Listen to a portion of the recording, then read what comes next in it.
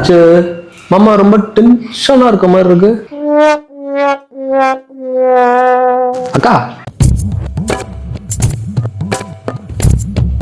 என்ன அக்கா, மாமா ரொம்ப டென்ஷனா இருக்கிறா அப்படி போல, என்னாச்சு? அது உங்க மாமா கிட்டே கேளுடா. மாமா, தங்கள் கோபத்தில் உச்சத்திற்கு என்ன காரணம்? பக்கத்து விட்டு விசுவாசியே காரணம். You mean Bosco? ஆமாண்டா, நம்ம போஸ் போட்டு சண்டை போட்டுட்டு இவ்வளவு வீரப்பா தெரியுறாரு. அவர் சண்டை போட்டது கூட பரவாயில்லடா, ஆனா வீட்டுக்கு வந்து ஒரு டயலாக் சொன்னாரு பாரு. அவன் மட்டும் பரலோகத்துக்கு வந்தான், நான் பரலோகத்துக்கே வரமாட்டேன் சொல்லிட்டேன்.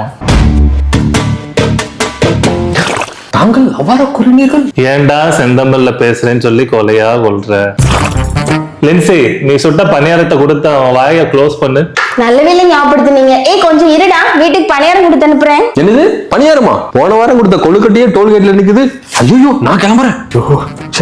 ஒரு பேச்சுக்காவது போகாதன்னு சொல்றாரா இவரு? அன்றைய கெட்ட உலகமாடா. இவனும் தப்பிச்சுட்டானா? இப்ப இதை நான் யார் தலையில கட்டுறது?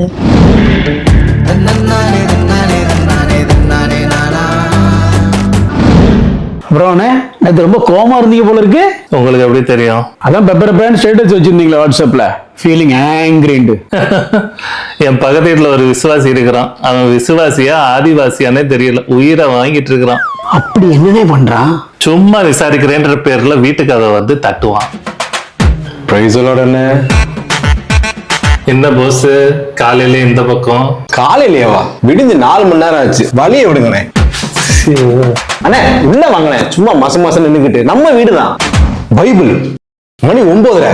அண்ணே உண்மையை சொல்லுங்க, எத்தனை மணிக்கு காலைல எழுந்தீங்க? 8 மணிக்கு எந்திரிச்சேன். என்னப்பா?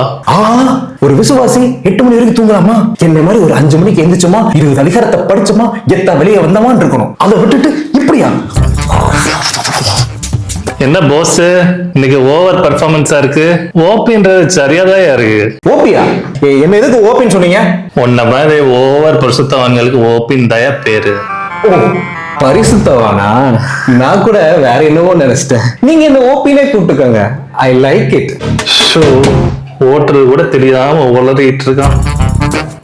வந்த வேலை முடிஞ்சது. இருடா, வந்தது வந்துட்ட, ஒரு காஃபியை குடிச்சிட்டு போ. இந்த ஓபி இனிமே காப்பி குடிக்கவே மாட்டான். ஏன்? ஃபாஸ்டிங். ஏன்னா நீங்களும் உபவாசமே இருக்க மாட்டீங்களா? உங்களுக்கு வெக்கமாவே இல்லையா?